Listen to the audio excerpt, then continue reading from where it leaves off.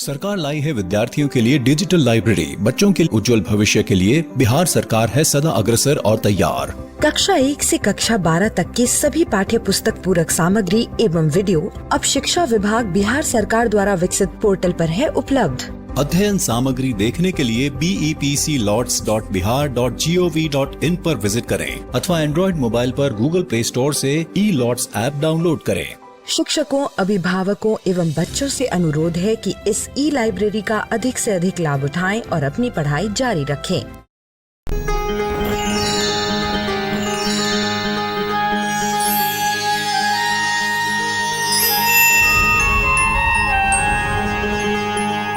मिलकर नई दुनिया, मिलकर बनाए हम नई दुनिया, मिलकर जीत ले हम सारी दुनिया।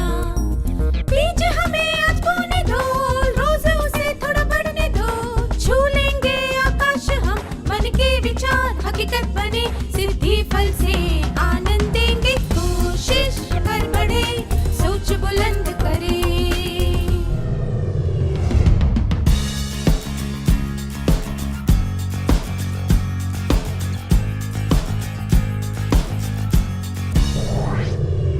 नमस्ते छात्रों, आप सबको यहाँ देखकर खुशी हुई। क्या आज के सत्र की शुरुआत एक क्रियाकलाप से करें? स्क्रीन पर कुछ चित्र दिखाए जाएंगे, उन्हें ध्यान से देखिए।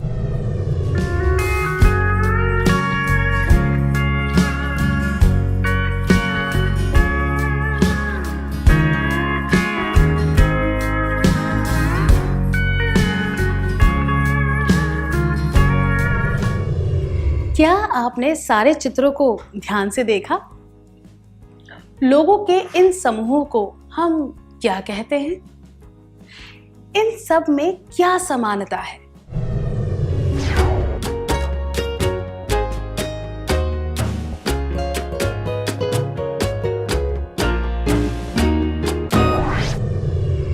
धन्यवाद। हम इन्हें टीम कहते हैं। इन सब समूहों के लोग एक ही उद्देश्य के लिए साथ मिलकर काम कर रहे हैं। इन सब चित्रों में यही समानता है। उदाहरण के लिए फुटबॉल की टीम के सारे खिलाड़ी खेल में जीतने के लिए काम कर रहे हैं। प्रश्नोत्तरी के टीम के सदस्य प्रश्नोत्तरी में जीतने के लिए काम कर रहे हैं। खिलाड़ियों की टीम एक संतुलित पिरामिड बनाने के लिए काम कर रही है ताकि वह दर्शकों का मनोरंजन कर सके।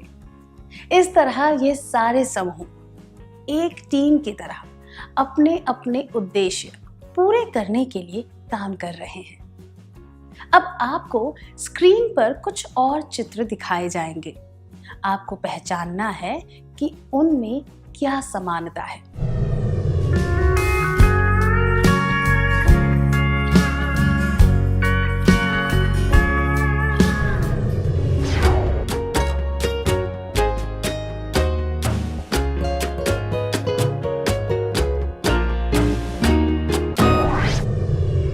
क्या आपने चित्रों को ध्यान से देखा? इन चित्रों में भी लोगों के समूह थे। उन समूहों में प्रत्येक व्यक्ति का अपना एक लक्ष्य था और वह व्यक्तिगत रूप से उस लक्ष्य को हासिल करने का प्रयास कर रहा था। उदाहरण के लिए बस स्टॉप पर सभी लोग एक साथ खड़े थे, पर हर एक व्यक्ति का लक्ष्य था अपने अपने स्थान पर पहुंचना। सिनेमा हॉल के बाहर खड़े लोगों का उद्देश्य है एक फिल्म देखना। क्या हम इन्हें टीम कह सकते हैं? नहीं, क्योंकि वे सभी व्यक्ति अपने अपने व्यक्तिगत लक्ष्य प्राप्त करने में लगे थे। वे साथ में काम नहीं कर रहे थे और ना ही किसी सामूहिक लक्ष्य के लिए कार्य कर रहे थे। किसी भी समूह का परिवर्तन टीम में कैसे होता है? एक सामूहिक लक्ष्य के लिए काम करने से ही कोई समूह टीम बन जाता है। इस वीडियो को देखिए।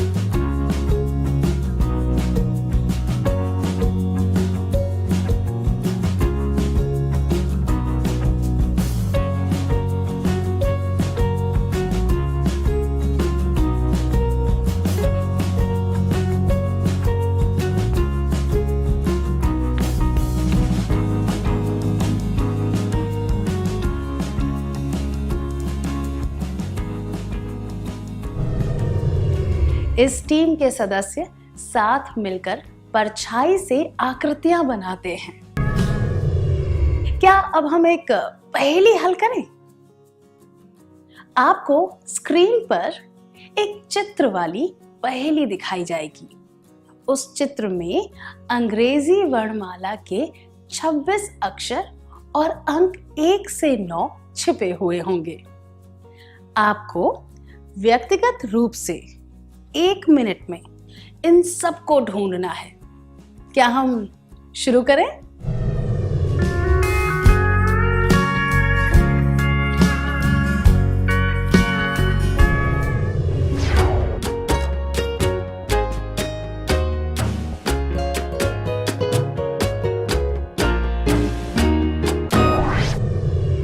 बहुत अच्छा प्रयास था, धन्यवाद। आप व्यक्तिगत रूप से 1 मिनट में कितने अक्षर और अंक ढूंढ पाए? आप सारे अक्षर और अंक नहीं ढूंढ पाए। मुझे यकीन है कि एक टीम की तरह काम करके आप उतने ही समय में बहुत से अक्षर और अंक ढूंढ पाए। तो हमने इससे क्या सीखा? व्यक्तिगत प्रयास की जगह टीम में प्रयास करने से ज्यादा अच्छे परिणाम मिलते हैं। अब मैं आपको एक और कहानी सुनाऊंगी जो शायद आपको पहले से पता होगी, पर मैंने उसे थोड़ा सा बदल दिया है। वह कहानी इस तरह है। एक समय की बात है। 3 भाई थे जिन्हें एक राजकुमारी के लिए सबसे बढ़िया कालीन बनाने का काम दिया गया था। उन सब में एक विशेष योग्यता थी जिसकी वजह से वे बेहतरीन कालीन बना पाते थे। एक रंगाई करने में माहिर था, दूसरा अच्छे डिजाइन बनाने में माहिर था और तीसरा बहुत अच्छी बुनाई करता था। पर वे तीनों मन ही मन यह सोचते थे, अरे इनाम की रकम केवल मुझे मिलनी चाहिए। इसीलिए उन्होंने व्यक्तिगत रूप से कालीन बनाने की कोशिश की, पर वे सफल नहीं हुए। उनके पिता बहुत ज्ञानी थे।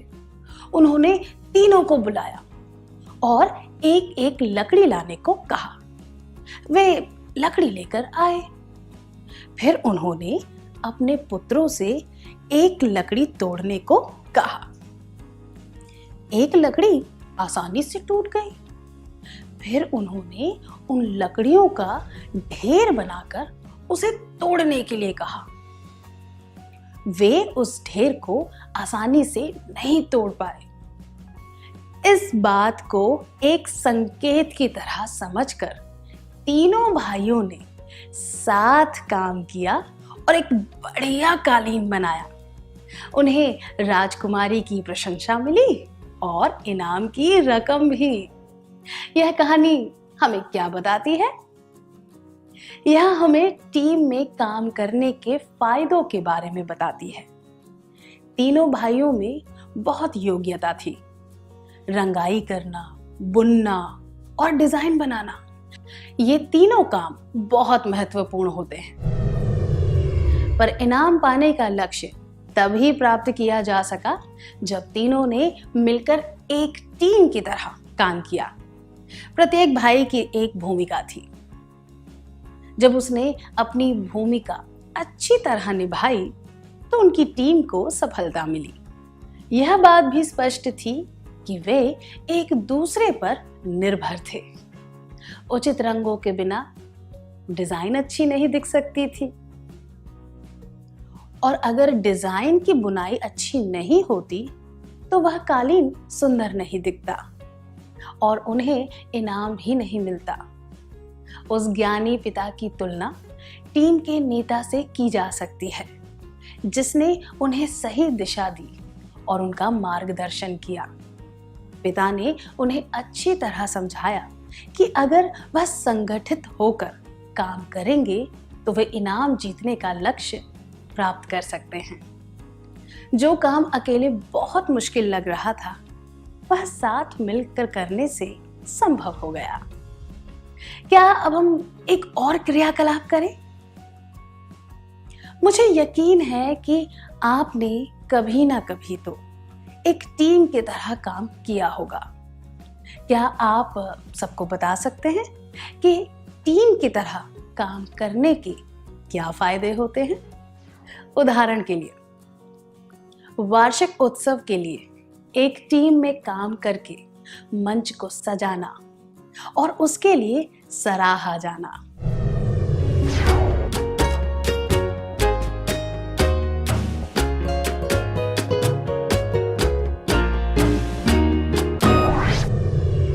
अपने अनुभव के बारे में बताने के लिए धन्यवाद। जब टीम के सदस्य साथ मिलकर व्यवस्थित तरीके से काम करते हैं तो लक्ष्य पूरा करने में आसानी होती है। अब तक हमने देखा कि टीम में काम करने का क्या अर्थ होता है। अब हम देखेंगे कि टीम के कार्य को असरदार बनाने के लिए कौन सी बातें आवश्यक होती हैं। इसके लिए हम एक क्रियाकलाप करेंगे। उन आवश्यक बातों को शब्दों के रूप में स्क्रीन पर दिखाया जाएगा, पर उन शब्दों के अक्षरों के क्रम उल्टे पुल्टे होंगे। आपको सही क्रम में अक्षरों को लगाकर वे शब्द पहचानने हैं।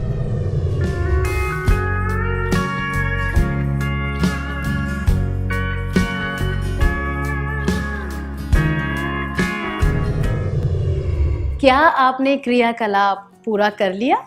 चलिए, क्या अब हम सही उत्तर देखें? टीम के कार्य को असरदार बनाने के लिए हमें कार्य की योजना अच्छी तरह बनानी चाहिए। सभी सदस्यों को एक दूसरे की सहायता करनी चाहिए।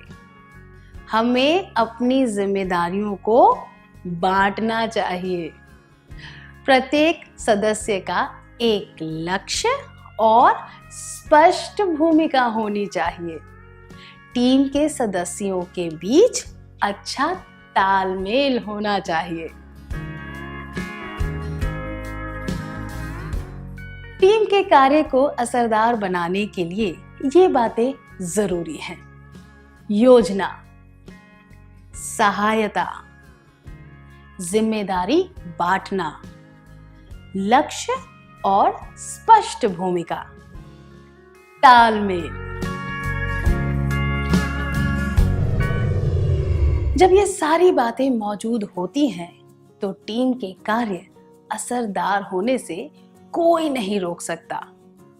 क्या अब हम आज के सत्र में सीखी हुई बातों का सार संक्षेप कर लें?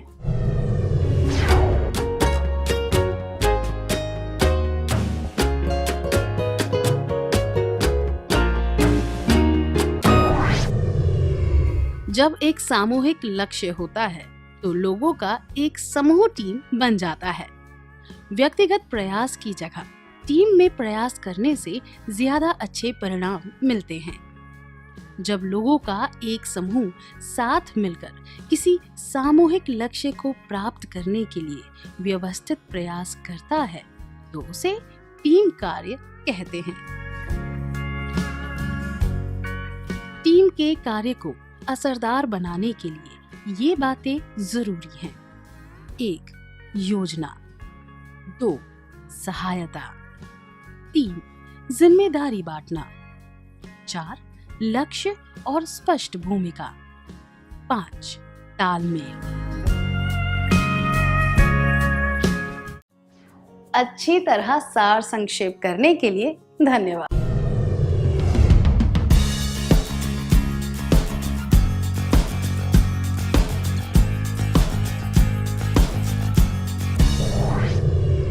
अब हम टीम में काम करने के अलग अलग पहलुओं पर ध्यान देंगे। चलिए, अब हम 7 लोगों के समूह बनाते हैं। इसके लिए आपको अपने कद के बढ़ते हुए क्रम में एक पंक्ति बनाकर खड़े होना है। पहले 7 विद्यार्थी पहला समूह बनाएंगे, अगले 7 विद्यार्थी दूसरा समूह बनाएंगे और इस तरह से सारे समूह बनते जाएंगे। ठीक है, क्या अब हम समूह बनाएं?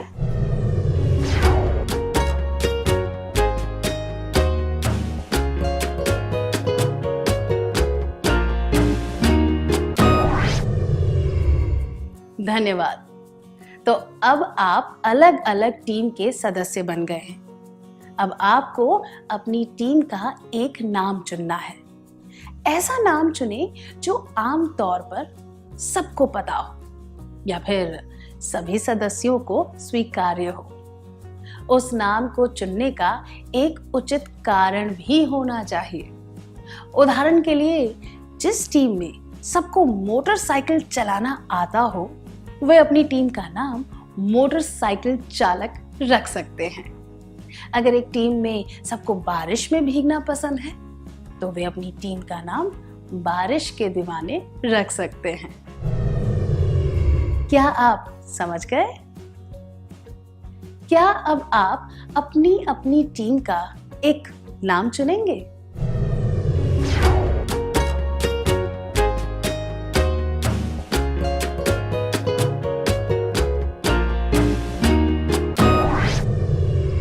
क्या आपने अपनी अपनी टीम का नाम चुन लिया?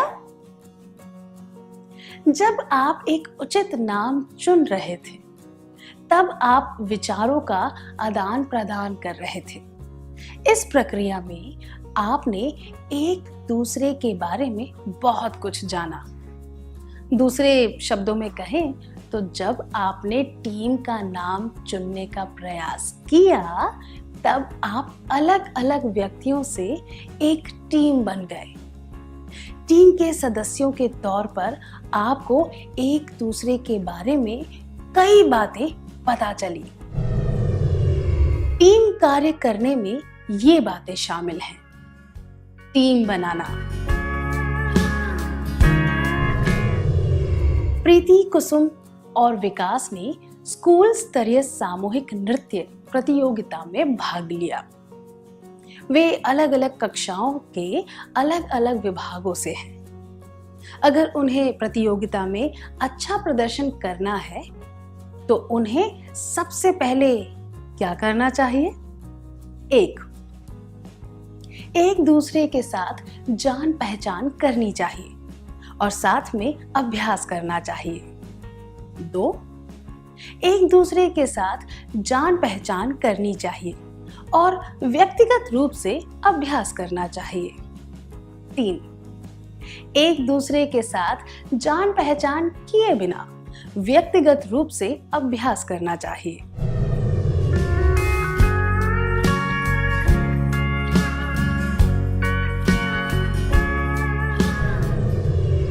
अगर वे एक दूसरे को जाने बिना और साथ अभ्यास किए बिना नृत्य करेंगे, तो वे एक टीम की तरह काम नहीं कर सकते। क्या अब हम एक क्रियाकलाप करेंगे? आपको स्क्रीन पर कुछ वाक्यांश दिखाए जाएंगे, जिसमें अलग अलग दृश्यों का वर्णन किया गया है। आपको ये दृश्य सबके सामने दिखाने हैं। इन्हें दर्शाने के लिए आप किसी भी वस्तु का प्रयोग नहीं कर सकते। आपको केवल चेहरे के हाव भाव और शरीर की मुद्राओं द्वारा यह दिखाना है। टीम से एक व्यक्ति आगे आकर यह समझाएगा कि आपकी टीम ने वह विषय क्यों चुना। क्या आप तैयार हैं? पिंजरे से एक तोता उड़ रहा है। नदी झील में नौका विहार। एक विद्यार्थी हैंडपंप से पानी निकाल रहा है। दुकान में काम करने वाला एक सहायक। पेड़ की डाल से एक मां झूला लटका रही है। एक बूढ़ा आदमी बैलगाड़ी चला रहा है। एक किसान खेत में काम कर रहा है। एक लड़की पेड़ से आम तोड़ रही है।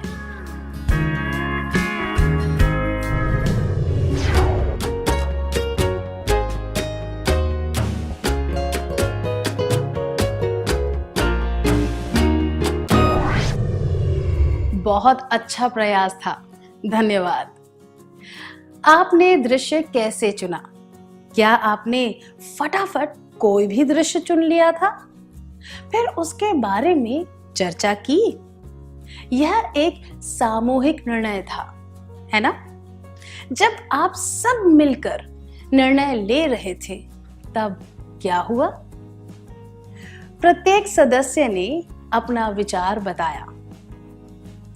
कुछ लोगों को वह दृश्य पसंद आया और कुछ को पसंद नहीं आया। आपस में थोड़ी बहस हुई। सब एक दूसरे की राय से असहमत हुए। फिर जब आपने एक दूसरे की राय को सुनकर समझा, तब आपने एक उचित विचार को स्वीकार किया।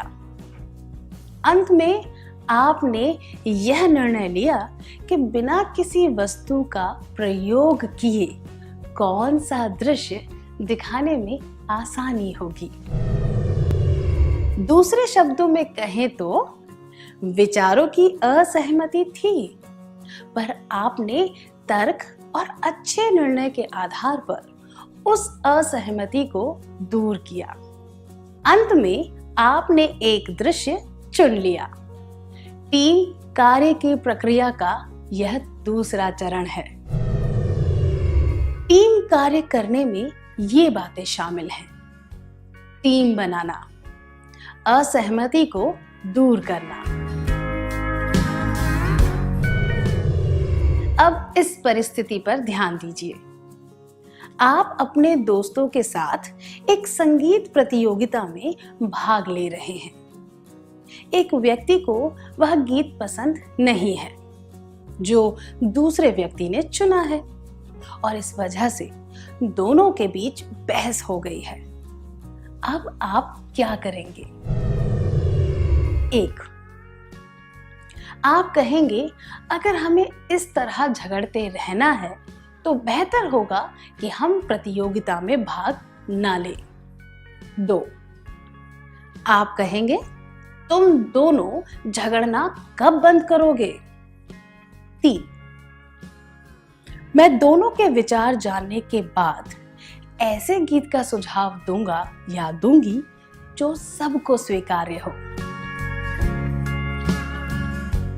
इस परिस्थिति को संभालने के लिए ये दोनों जवाब, अगर हमें इस तरह झगड़ते रहना है तो बेहतर होगा कि हम प्रतियोगिता में भाग ना लें, या तुम दोनों झगड़ना कब बंद करोगे, अनुचित है। किसी भी टीम के सदस्यों के बीच मतभेद तो होता ही है, पर ऐसी बातें करने से समस्या को हल नहीं किया जा सकता। पर दोनों तरफ की राय को सुनकर एक स्वीकार्य गीत का सुझाव देना उचित है। यह दर्शाता है कि आप परिस्थिति को समझ गए हैं और समस्या का हल ढूंढने का प्रयास कर रहे हैं।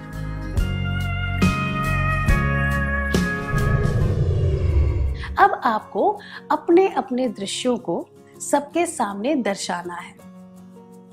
अगर आप किसी वस्तु का प्रयोग करना चाहते हैं तो किसी एक व्यक्ति को वह वस्तु बनना पड़ेगा।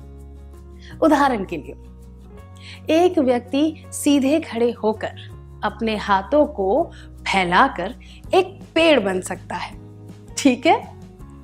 पर पहले आपको यह तय करना होगा कि कौन सा व्यक्ति कौन सी भूमिका निभाएगा, कौन सी भूमिका किसके लिए सबसे उचित रहेगी, इत्यादि। फिर कक्षा के सामने दिखाने से पहले आपको उसका अभ्यास करना होगा। क्या हम शुरू करें?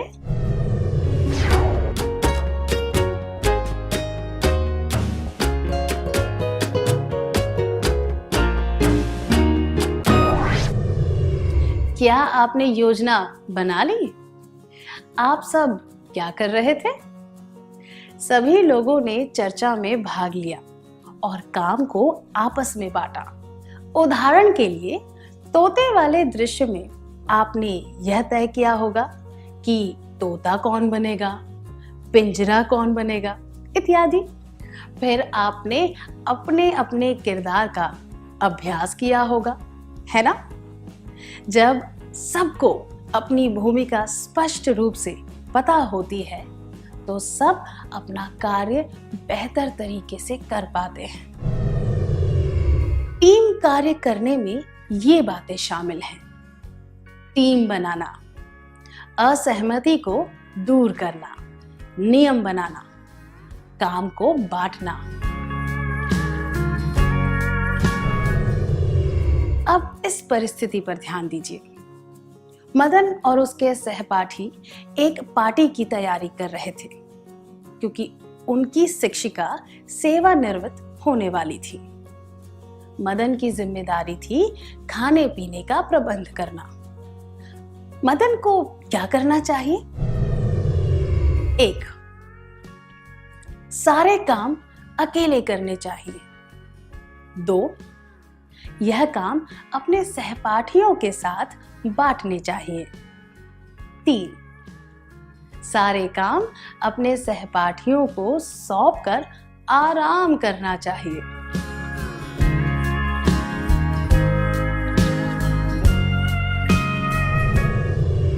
टीम में अच्छी तरह काम करने का यह अर्थ नहीं है कि आप सारे काम खुद करें या फिर सारे काम दूसरों को सौंप दें।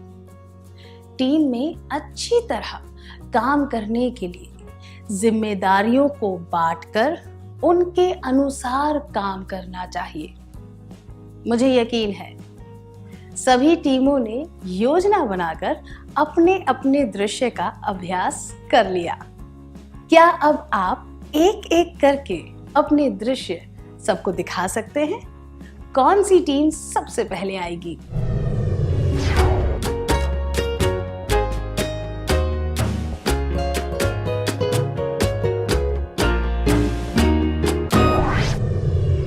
सबने बहुत अच्छी तरह करके दिखाया, धन्यवाद। अच्छे टीम कार्य के लिए यही सब चाहिए: टीम बनाना, असहमति को दूर करना, जिम्मेदारियों को बांटना और अंत में काम को पूरा करना, और उसे सफलता मिलती है। इस तरह किसी भी टीम में अलग अलग खूबियों और गुणों वाले लोग होते हैं।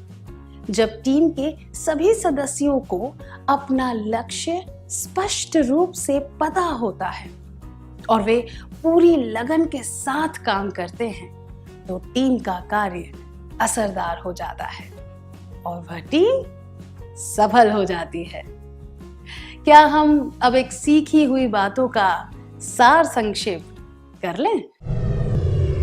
टीम कार्य करने में ये बातें शामिल हैं: टीम बनाना, असहमति को दूर करना, नियम बनाना, काम को बांटना, काम को पूरा करना। इतनी अच्छी तरह सार संक्षेप करने के लिए धन्यवाद।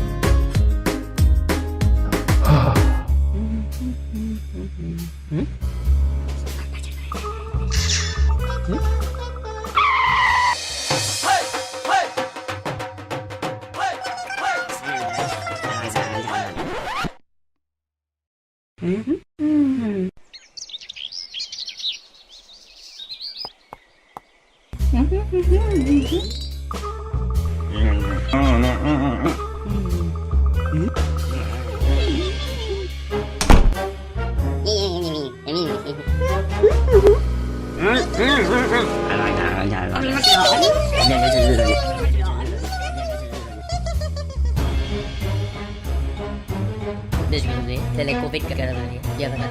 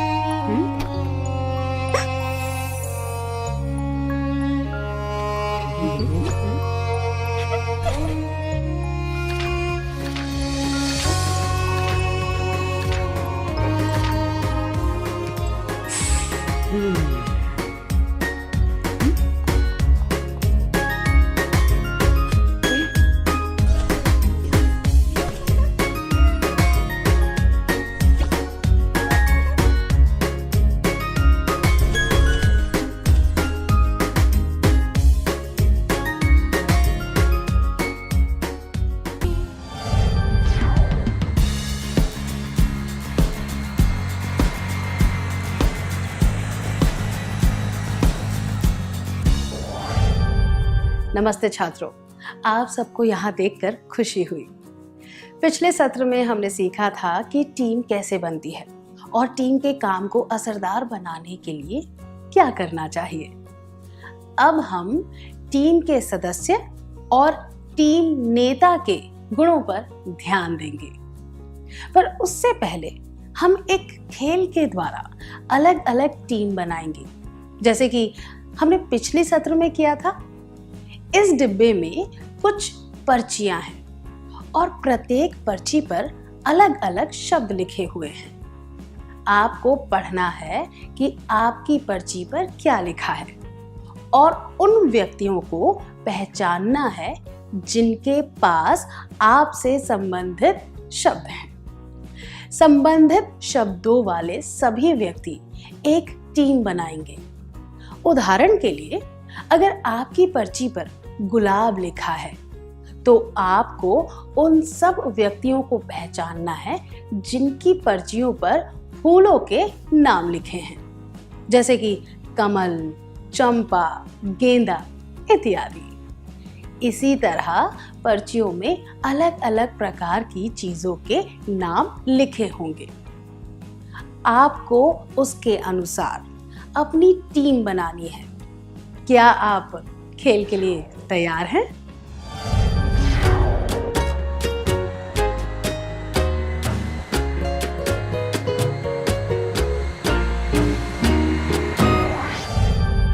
क्या आपको मजा आया? अब आप सब अलग अलग टीमों में बट गए हैं। एक खेल में यह निर्णय कौन लेता है कि मैदान में सबसे पहले कौन जाएगा, किस जगह पर कौन खड़ा रहेगा इत्यादि। सही कहा आपने, टीम का नेता। टीम कार्य ठीक से करने के लिए प्रत्येक टीम को एक नेता की आवश्यकता होती है ना? क्या अब हम एक क्रियाकलाप करें? आपको यह बताना है कि अब तक आप जितनी भी टीमों के सदस्य रहे हैं, उनमें से आपका सबसे प्रिय नेता कौन है और क्यों है? क्या दो विद्यार्थी स्वेच्छा से आगे आकर अपने अनुभवों के बारे में सबको बताएंगे?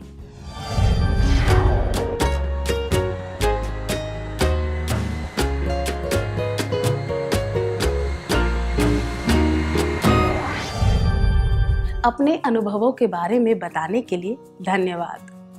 चलिए एक और क्रियाकलाप के द्वारा हम यह सीखने की कोशिश करते हैं कि एक अच्छे टीम नेता में कौन से गुण होते हैं।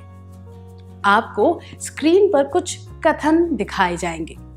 प्रत्येक कथन के लिए आपको हाँ या नहीं अथवा सही या गलत में जवाब देना है। क्या आप तैयार हैं? टीम नेता को अपनी टीम के सभी सदस्यों की विशेषताओं के बारे में पता होना चाहिए। हाँ, अपनी टीम के सदस्यों की विशेषताओं को पहचानने वाला नेता उनके गुणों और कौशलों का प्रयोग करके टीम का नेतृत्व सफलता से कर सकता है। टीम के नेता को सारे निर्णय अकेले ही लेने चाहिए। नहीं, एक अच्छे टीम नेता को सबकी राय जानकर सारे विकल्पों के बारे में अच्छी तरह सोचकर सही निर्णय लेना चाहिए। टीम के नेता को अपनी टीम का नेतृत्व कुशलता से करना चाहिए। हाँ, जब एक नेता टीम का नेतृत्व कुशलता से करता है, तभी वह टीम अपने लक्ष्य तक पहुंच पाती है। टीम के नेता को पक्षपात करना चाहिए। नहीं, जो नेता निष्पक्ष होता है वही अपनी टीम को सफल बना सकता है। टीम का नेता सुलभ होना चाहिए, जिससे सब मिलकर बात कर सके। हाँ, अगर टीम के नेता से आसानी से मिलकर बात नहीं की जा सके तो टीम का काम अच्छी तरह नहीं हो पाएगा और टीम को सफलता नहीं मिलेगी। एक अच्छा टीम नेता वह होता है जो सदस्यों की विशेषताओं को पहचाने, सबकी राय ले, कुशलता से नेतृत्व करे, निष्पक्ष हो और सुलभ हो, जिससे सब मिलकर बात कर सके। अच्छे टीम नेता के गुण। टीम के सदस्यों के गुणों को पहचानना, प्रभावपूर्ण वार्तालाप, कुशल नेतृत्व, निष्पक्षता, सुलभता। क्या अब हम टीमों के तौर पर कुछ खेल खेलें? सबसे पहले प्रत्येक टीम को एक गोला बनाकर खड़े होना है। फिर एक सदस्य अ को गोले के बीच में खड़े होकर आंखें बंद करनी है और अपने हाथ आगे या पीछे जोड़कर रखने हैं। जब खेल शुरू करने का सिग्नल दिया जाए तब अ को एक उखड़े हुए पेड़ की तरह किसी भी दिशा में गिरना है। जब अ गिर रहा होगा तब उसके सबसे करीब खड़े सदस्य ब को उसे सहारा देना है। फिर ब गोले के बीच में खड़ा होगा और स उसे सहारा देगा। बाद में स गोले के बीच खड़ा होगा और द उसे सहारा देगा। इस तरह टीम के सभी सदस्यों को गोले के बीच में खड़े रहने का मौका मिलेगा। क्या आप समझ गए? क्या हम खेल शुरू करें?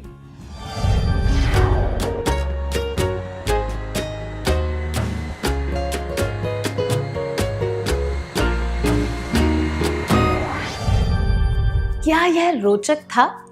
गिरते वक्त आप में से कुछ लोगों ने अपनी आंखें बिल्कुल बंद कर ली थी। डर की वजह से आधी आंखें बंद ही की थी। आंखें खुली रखी थी। आंखें खोलकर भी गिरने में हिचकिचाहट दिखाई।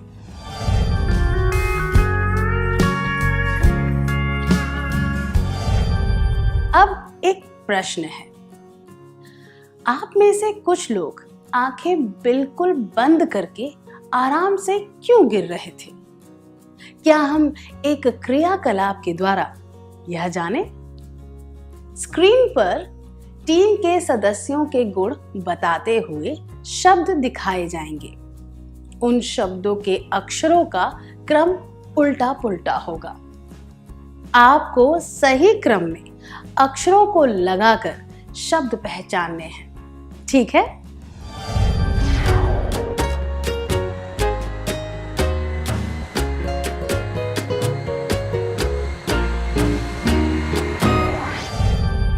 धन्यवाद। यह आत्मविश्वास कि आपकी टीम के अन्य सदस्य आपको संभाल लेंगे और उनकी विश्वसनीयता के कारण वे सदस्य बिना डर के गिर पाए। तो हम कह सकते हैं कि टीम के सदस्यों में ये गुण होने चाहिए: आत्मविश्वास, विश्वसनीयता। अच्छे टीम सदस्यों के गुण: आत्मविश्वास, विश्वसनीयता। अब एक क्रियाकलाप करेंगे। कल्पना कीजिए कि आपकी टीम ने संगीत प्रतियोगिता में 10,000 रुपए की नगद राशि जीती है। आप उस रकम का इस्तेमाल पिकनिक पर जाने के लिए करना चाहते हैं। एक टीम के तौर पर आपको यह निर्णय लेना है कि पिकनिक कब, कहां, किस समय होगी और किन चीजों पर कितने रुपए खर्च किए जाएंगे। बाद में एक टीम को सबके सामने अपनी योजना बताने का मौका दिया जाएगा। क्या हम शुरू करें?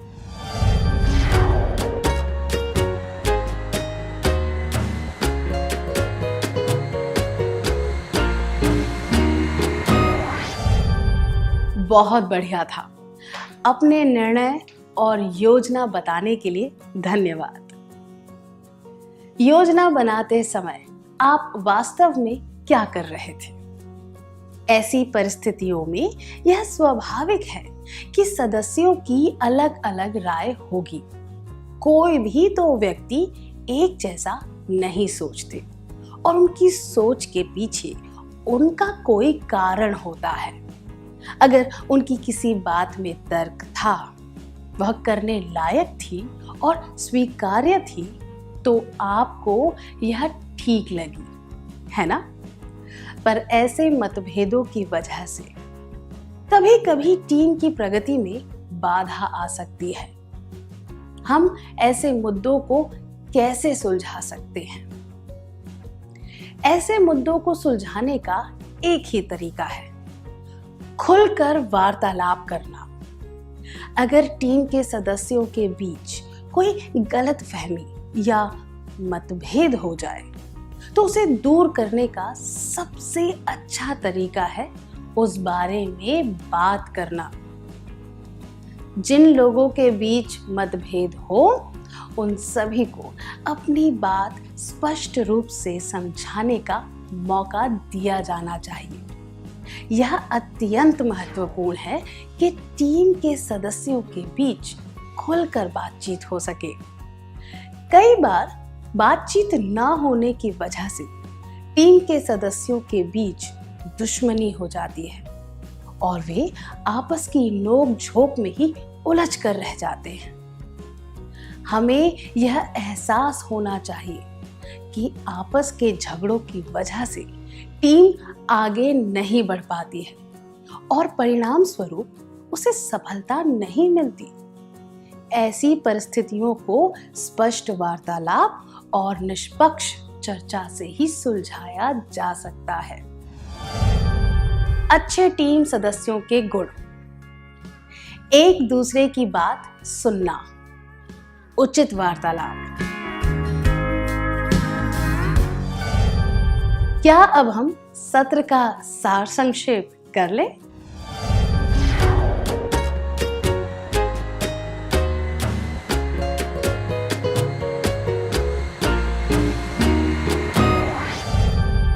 अच्छे टीम नेता के गुण: टीम के सदस्यों के गुणों को पहचानना, प्रभावपूर्ण वार्तालाप, कुशल नेतृत्व, निष्पक्षता, सुलभता।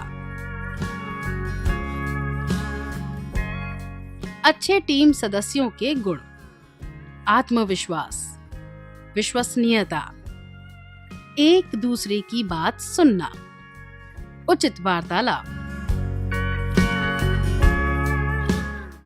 इतनी अच्छी तरह सार संक्षेप करने के लिए धन्यवाद।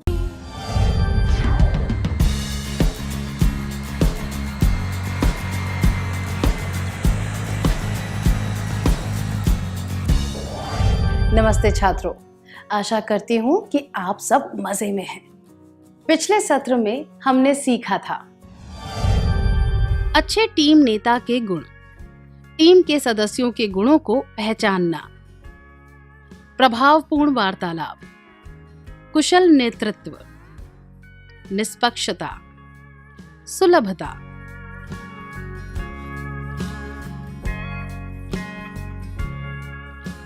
अच्छे टीम सदस्यों के गुण: आत्मविश्वास, विश्वसनीयता, एक दूसरे की बात सुनना, उचित वार्तालाप। क्या हम अच्छे टीम नेता के कुछ और गुणों के बारे में जानें? तो फिर चलिए एक कहानी सुनते हैं। अमर और उसके दोस्त एक प्रतिभावान ड्रामा टीम के सदस्य हैं। आमतौर पर मुख्य किरदार की भूमिका अमर को ही दी जाती है, पर इस बार उसकी शिक्षिका ने यह निर्णय लिया कि होनहार नरेंद्र को मुख्य भूमिका निभाने का मौका दिया जाए। अमर के लिए इस परिवर्तन को स्वीकार करना मुश्किल हो रहा था। जब नरेंद्र ने अभिनय करने के बारे में अमर से कुछ सलाह मांगी, तब अमर ने उसकी मदद नहीं की। किसी न किसी बहाने से अमर ड्रामा की रिहर्सल में बाधा डालता रहा। वह मंच की व्यवस्था और लाइट का प्रबंध करने में भी माहिर है, पर उसने इस काम में रुचि नहीं ली। वह रिहर्सल भी अधूरे मन से कर रहा है। उन्होंने एक प्रतियोगिता में भाग लिया और इससे टीम के प्रदर्शन पर भी असर पड़ा। उनकी टीम हमेशा इनाम जीत कर आती थी। आज वह बिना जीते वापस आई। इस परिस्थिति से बचने के लिए अमर में कौन से गुणों की आवश्यकता थी? क्या हम एक क्रियाकलाप के द्वारा यह जानने की कोशिश करें? आपको स्क्रीन पर कुछ वाक्यांश दिखाए जाएंगे, जिनसे आपको पता चलेगा कि टीम का अच्छा सदस्य बनने के लिए अमर में कौन से गुण होने चाहिए थे। पर इन वाक्यांशों में शब्दों के अक्षरों के क्रम को उल्टा पुल्टा कर दिया गया है। आपको सही क्रम में अक्षरों को लगाकर वाक्यांश पहचानने हैं। क्या हम शुरू करें?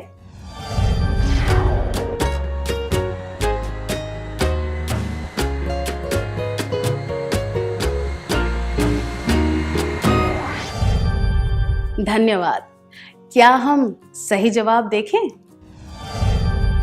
टीम के सदस्य के तौर पर अमर को अनुकूलनशील होना चाहिए, दूसरों का मददगार बनना चाहिए, सहयोग देना चाहिए, टीम की सफलता के लिए अपना अनुभव सबके साथ बांटना चाहिए।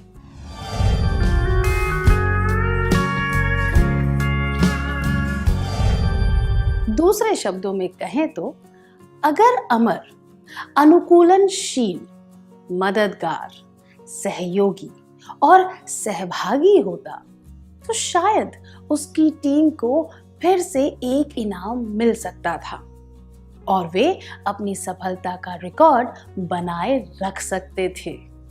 तो टीम के एक कुशल सदस्य में ये गुण होने चाहिए: परिस्थिति के अनुकूल होकर काम करना, सबकी मदद करना, सहयोग देना, अपना अनुभव सबके साथ बांटना। अब इस परिस्थिति पर ध्यान दीजिए। आप और आपके सहपाठी एक नृत्य कार्यक्रम का अभ्यास कर रहे हैं। नृत्य की कोरियोग्राफी आपने की है। टीम के 2 सदस्यों को नृत्य का कुछ हिस्सा करने में परेशानी हो रही है। आप क्या करेंगे? 1. अगर नृत्य का वह हिस्सा हटा दिया गया तो मैं नृत्य में भाग न लेने की धमकी दूंगा या दूंगी। 2. मैं उस हिस्से को उचित तरह से बदल दूंगा या दूंगी। 3. मैं कहूंगा या कहूंगी कि उन्हें नृत्य करना आता ही नहीं है। नृत्य का एक हिस्सा हटाए जाने की वजह से टीम को छोड़ने की धमकी देना या फिर दूसरों पर इल्जाम लगाना कि उन्हें नृत्य करना आता नहीं है, ये अनुचित व्यवहार है। ये दर्शाते हैं कि आप दूसरों का आदर नहीं करते, सहनशील नहीं हैं और ना ही अनुकूलनशील हैं। टीम का कार्य करते समय ऐसा व्यवहार उचित नहीं होता। नृत्य की कोरियोग्राफी ऐसी होनी चाहिए कि सब लोग नृत्य कर सके, या फिर जिन लोगों को नृत्य करने में कठिनाई हो उनकी मदद करें। खुद की इच्छाओं से ज्यादा टीम के काम और लक्ष्य को महत्व देना चाहिए।